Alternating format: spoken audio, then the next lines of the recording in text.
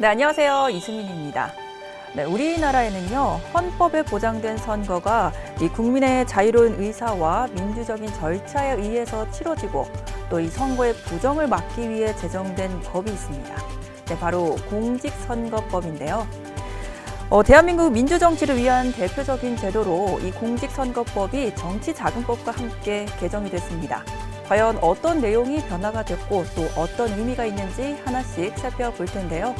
오늘 열린 민주주의 교실 공감에서는 선거법 교실에 이어서 공감 토크로 진행이 됩니다. 자, 그럼 첫 순서로 중앙선거관리위원회 정지미 서기관님이 들려주는 선거법 교실부터 함께 보시죠.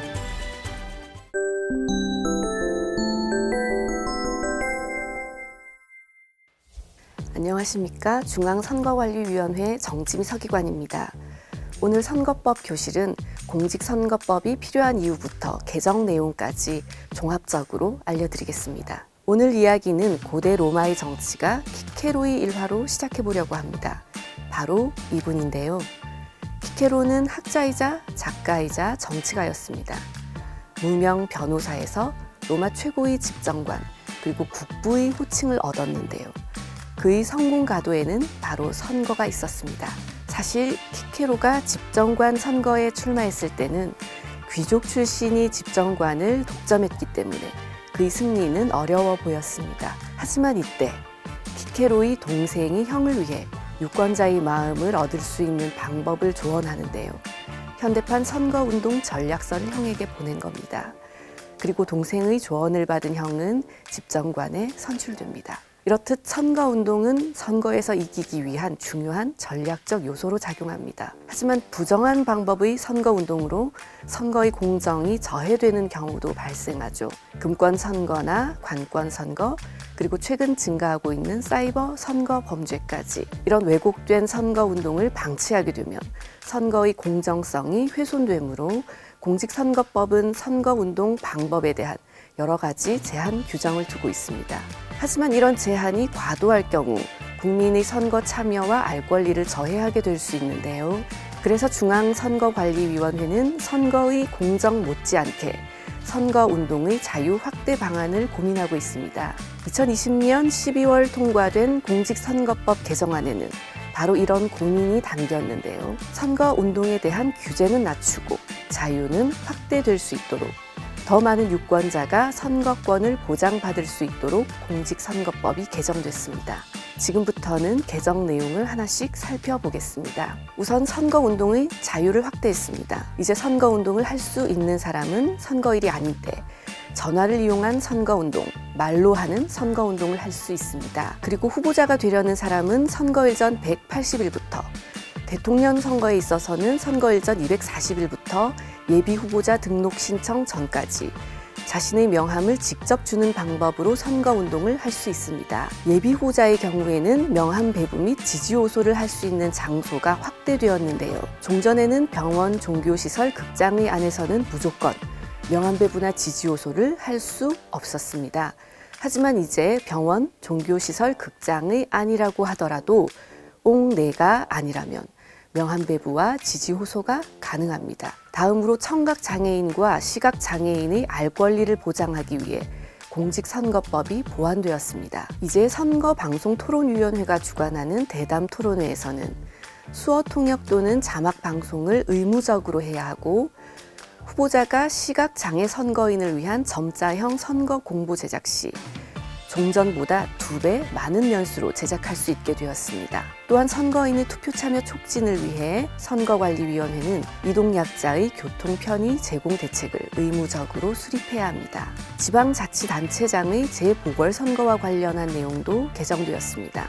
통상 선출직 공무원의 선거 범죄로 당선이 무효로 되거나 사퇴, 사망 등이 있는 경우 재선거나 보궐선거를 실시하게 되는데 종전에는 이 재보궐선거를 1년에 한 차례 실시했습니다. 그러다 보니 지방자치단체장의 경우 행정공백이 길어진다는 문제점이 발생했는데요. 이를 보완하기 위해 지방자치단체장 재보궐선거에 한해서 1년에 2차례 실시할 수 있도록 개정됐습니다. 공직선거법과 함께 정치자금법에도 바뀐 내용이 있습니다. 헌법재판소는 광역자치단체장 선거 예비후보자에 대해 후원회 설치를 제한하는 현행법에 대해 헌법 불합치 결정을 내린 바 있습니다. 정치자금법상 후원회를 두지 않고는 제3자로부터 정치자금을 모금할 수 없기 때문에 자신의 재산만으로 선거를 치러야 하는데요. 재산이 적은 정치 신인 입장에서는 그 때문에 입 후보에 사실상의 제한이 있게 됩니다. 이러한 점을 보완하기 위해 개정 정치자금법은 지방선거의 경우 지방자치단체장 후보자에게만 허용했던 후원회를 지방자치단체장 예비후보자 및 지역구 지방의원 후보자 예비후보자까지 확대했습니다. 정리하면 이번 공직선거법과 정치자금법 개정안의 특징은 선거의 자유 확대, 유권자의 알 권리와 선거권 보장이라고 할 수 있겠습니다. 열린 민주주의 교실 공감, 오늘은 2020년 개정된 공직선거법과 정치자금법을 알아보았습니다. 저는 이어지는 공감 토크에서 함께하겠습니다.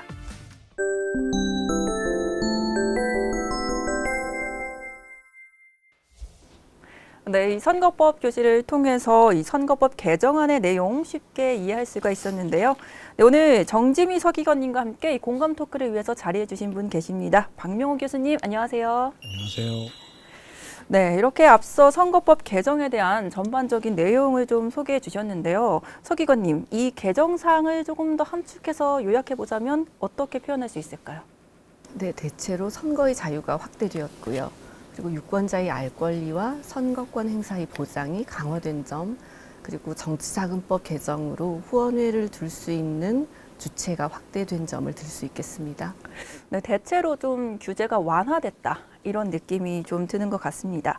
특히 이 선거운동의 자유가 조금 더 확대됐다는 점이 관심이 높은데 이 공정성을 위해서 그동안 규제했던 선거운동이 오히려 이 자유를 위축시킨다라는 의견이 많았거든요.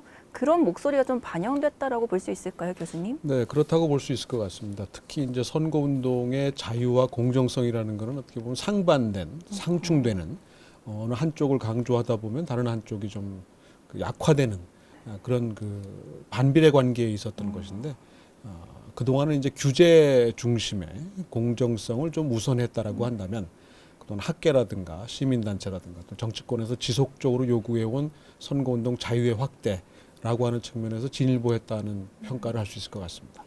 네, 선거운동의 자유의 확대에 대해서 말씀해 주셨는데 이 언제나 가능한 선거운동의 범위도 좀 넓어졌습니다. 이 서기관님, 개정 전과 후를 좀 비교를 해본다면 어떤 점이 좀 크게 달라졌을까요? 네, 지금까지는 인터넷 홈페이지나 전자우편 그리고 문자 메시지를 이용한 선거운동은 상시 가능했습니다. 그런데 이제 개정이 되어서 선거운동을 할 수 있는 사람은 선거일이 아닌 때 말과 전화로 하는 선거운동을 할 수 있게 되었습니다. 다만 주의하셔야 될 부분은 전화 이용 같은 경우에 직접 통화 방식만 허용되고요. ARS를 이용해서는 할 수가 없습니다. 그리고 말로 하는 선거운동은 확성장치 사용은 금지되고요. 그리고 5개 지표에서 다중을 대상으로 하는 것도 할 수 없습니다. 또 한 가지 명함을 이용한 선거운동 방법도 확대가 되었는데요. 후보자가 되고자 하는 사람은 선거일 전 180일부터 그리고 대통령 선거에 있어서는 240일부터 예비후보자 등록 신청 전까지 자신의 명함을 직접 배부하는 방식으로 선거운동을 할 수 있게 되었습니다. 네, 선거운동이 조금 더 쉽게 활발하게 이루어질 수 있는 방향으로 좀 흘러간 것 같습니다. 네, 그리고 이와 함께 또 예비 후보자의 선거 운동 장소도 명확하게 좀 제시를 해줬습니다. 기존에는요, 예비 후보자가 선거 운동을 할 때 병원이나 종교시설, 극장 안에서 하는 게 금지됐다. 이렇게 표현을 했는데요. 여기서 안이 조금 더 명확해진 거죠. 옥내로 이제 그 표현이 구체화됐다라고 네. 볼 수 있는데요. 예비 후보자 제도는 사실 그동안 현역 정치인과 현역 의원과 현역이 아닌 그 도전자의 입장에 있는 정치 신인들의 그 불공정 문제의 어떤 핵심 축이었던 것이었거든요. 그런 면에서 예비 후보자 제도 자체의 도입부터 시작을 해서 예비 후보자가 할 수 있는 선거운동의 폭과 방법 등이 점점 이제 확대돼 온 경우고요. 이번의 경우는 이제 옥 내라고 하는 걸로 제한을 함으로써 옥 외에서 하는 것은 그렇게 큰 문제가 되지 않는다라는 측면에서 보면 예비 후보자에게 좀 더 기회가 좀 더 강화됐다. 기회의 균등이 완벽하진 않지만 그 방향으로 좀 더 진전됐다 이렇게 볼 수 있지 않을까 싶습니다.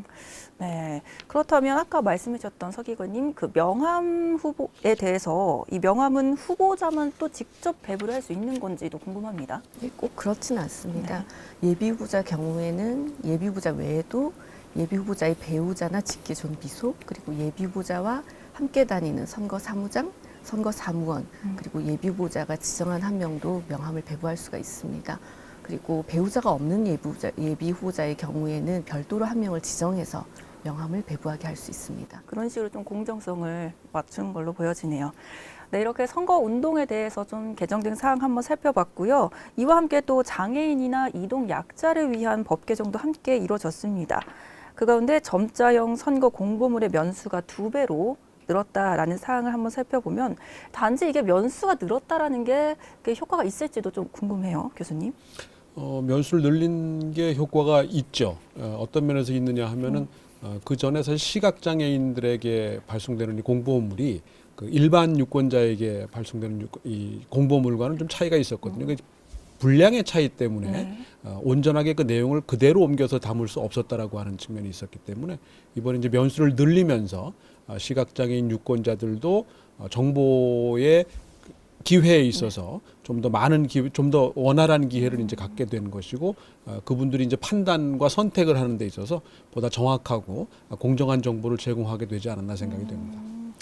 네, 그럼 서기관님, 점자형 선거 공보물에 대해서 조금 더 추가로 설명해 주실 부분이 있으실까요?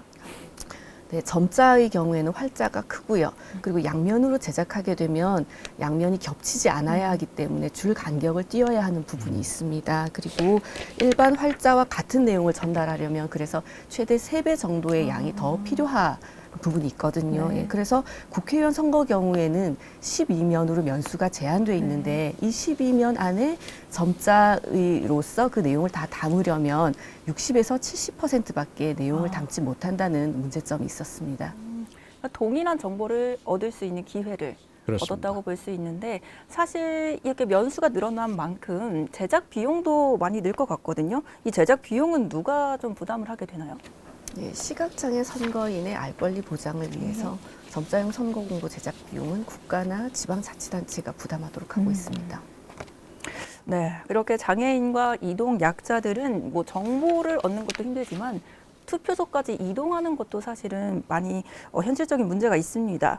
이를 위해서 뭐 점자 공보물이나 선거 방송토론위원회 대담, 또 토론회에서 수어 통역 자막 방송까지 제공을 해주고 있는데 또 이동 약자를 위한 교통 편의 제공도 의무화되었다고 들었어요, 서기관님. 선관위가 이 개정법에 맞춰서 좀 할 일이 많이 늘어날 것 같아요. 네, 사실 법 개정 전에도 선관위는 선거일에 이동 약자분들의 투표 편의를 위한 차량을 제공해 왔습니다. 예를 들자면 21대 국회의원 선거를 앞두고 세종시 선관위는 교통 불편 지역 선거인들을 위해서 차량을 제공했었고요. 그리고 그 외 전국 각 다른 선거관리위원회에서도 혼자서 투표소로 이동하기 힘든 분들을 위해서 선거일에 차량 제공을 해왔었습니다. 하지만 이제 법 개정으로 이런 부분들이 의무화된 것이고요. 그리고 앞으로도 선관위는 이동 약자분들이 투표권을 행사하는 데 지장이 없도록 하기 위해서 지속적으로 대책을 수립 시행해 나갈 방침입니다. 또 선거방송토론위원회가 주최하는 대담 토론회 같은 경우에 수어 통역이나 자막 방송이 의무화되었지 않습니까? 그에 따라서 수어 통역사를 배치하게 될 걸로 보이고요. 또 다가오는 재보궐선거에서는 개정법이 적용된 토론회를 보실 수 있을 겁니다. 사실은 그동안 계속해서 편의를 제공했던 게 이제 의무화되면서 조금 더 체계화되지 않을까 싶습니다. 네, 이번에는 좀 기타 다른 선거법 개정 사항에 대해서 살펴볼 텐데요. 재보궐선거에 대한 개정 내용도 굉장히 눈에 띕니다. 지금까지는 연 1회에 실시됐던 재보궐선거가 연 2회로 변경이 됐는데 이게 그러면 4월이랑 10월 이렇게 2번 시행이 되는 건가요? 예, 지방자치단체장에 한해서는 그렇습니다. 예, 4월 첫 번째 수요일, 10월 첫 번째 수요일 이렇게 2차례가 실시되는 것이고요.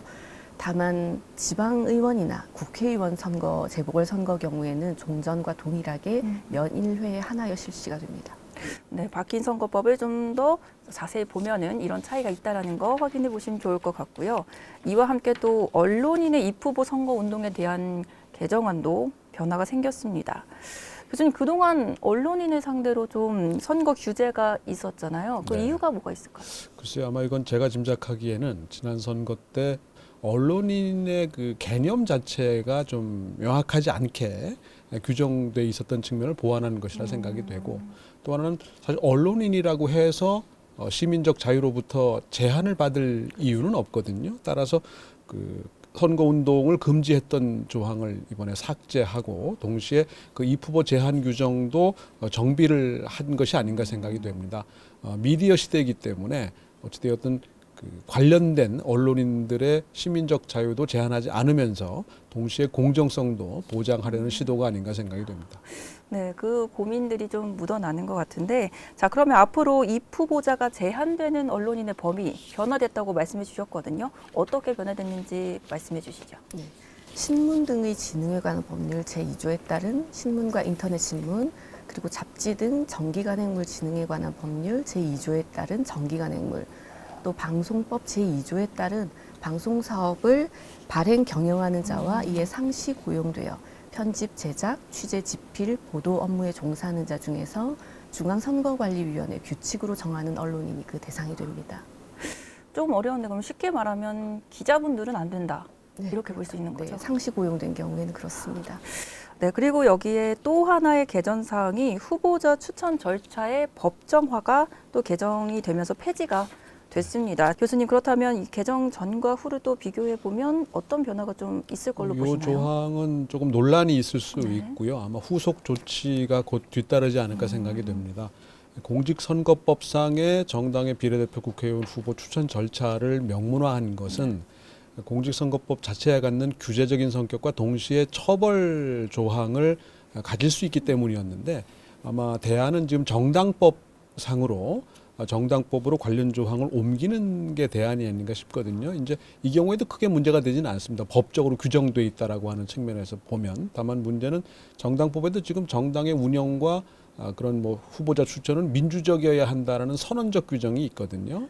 그러면서 보면 또 다른 선언적 규정이 되지 않겠느냐라는 우려가 있는 거고, 그동안 지역구뿐만 아니라 비례대표에서 국회의원 후보자를 공천을 하는 과정에서의 네. 다양한 무리와 또 국민적인 공분의 대상이었던 적이 있었던 걸 감안하면 이 부분은 좀 논란이 있을 것 같은데, 어디까지 법정화해야 되느냐에 대해서도 역시 그 국민적 합의가 필요한 부분이거든요. 그런 면에서 보면 비례대표 국회의원 후보자의 공천을 둘러싼 요 법정화 논란은 좀 당분간 좀 이어지지 않을까 하는 생각은 듭니다.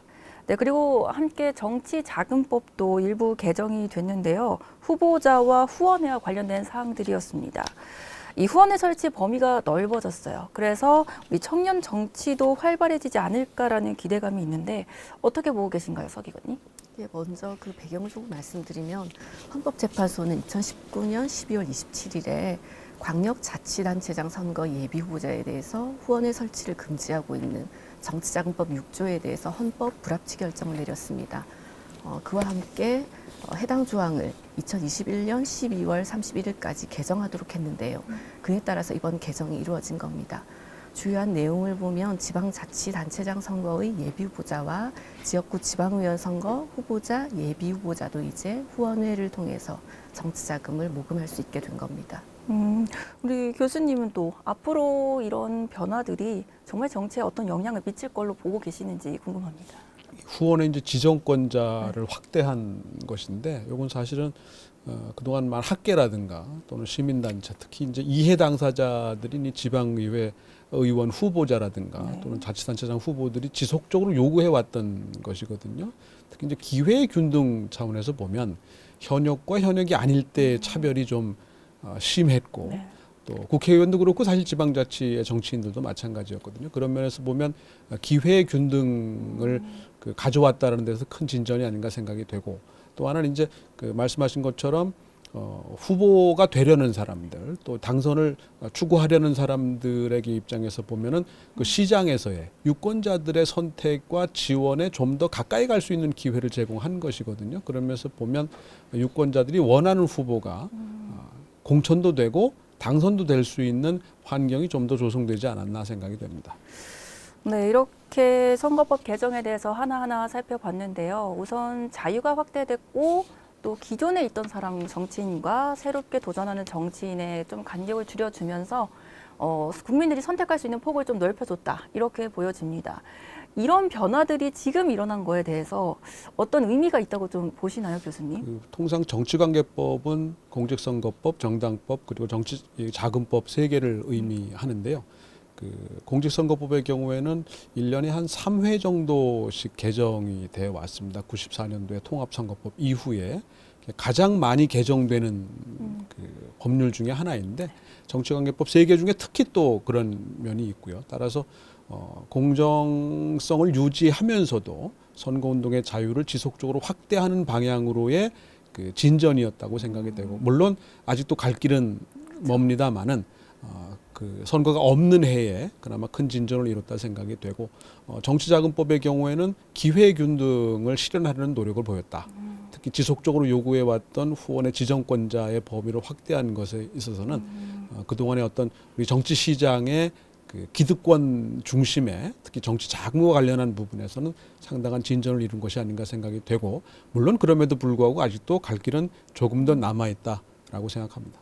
네, 교수님 말씀처럼 계속해서 진일보해 왔지만 아직 남아있는 과제가 많다. 이렇게 그렇죠. 말씀하셨잖아요. 네. 그럼 어떤 방향으로 좀 흐르는 게 좋다고 보시나요? 갈 길이 멀다고 하기보다는 네. 거의 다 와가는데 아직 좀 남아있다. 음. 그렇게 좀 더 정확한 표현 아닐까 싶고요.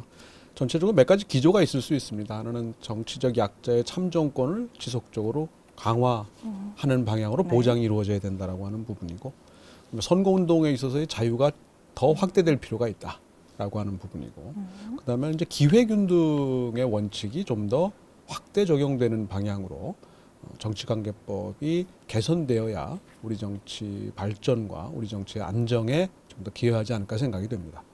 교수님께서 앞으로 이런 방향으로 나아갔으면 좋겠다라는 길을 좀 제시해 주셨는데요. 이 중앙선관위에서도 사실 선거법 개정 의견을 내고 또 국민의 선거권을 보장하기 위해서 많은 노력들을 해오고 계시는데, 이번에 선거법 개정 이후에 또 약간 준비하고 계시는 게 있으신가요, 서 기관님? 네, 선거의 공정과 자유가 균형을 이루면서 정치가 발전할 수 있도록 지속적으로 노력을 할 것이고요. 그리고 정치적 약자의 참정권 보장에 소홀함이 없도록 앞으로 제도 보완을 해나갈 생각입니다. 네, 이렇게 선거법 개정에 대한 내용들 하나하나 상세히 한번 살펴봤고요. 앞으로 어떤 방향으로 나아가면 좋을지에 대한 이야기까지 나눠봤습니다. 네, 오늘 좋은 말씀 주신 두 분 감사합니다.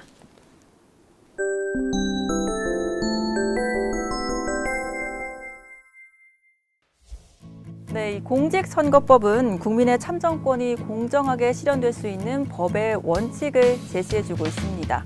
이 법의 원칙이 제대로 실현되기 위해서는요, 우리 국민 모두의 관심과 함께 선거관리위원회의 이 노력이 필요하다는 점 말씀해드리면서 오늘 열린민주주의 교실 공감은 여기서 마치겠습니다. 함께해 주신 여러분 고맙습니다.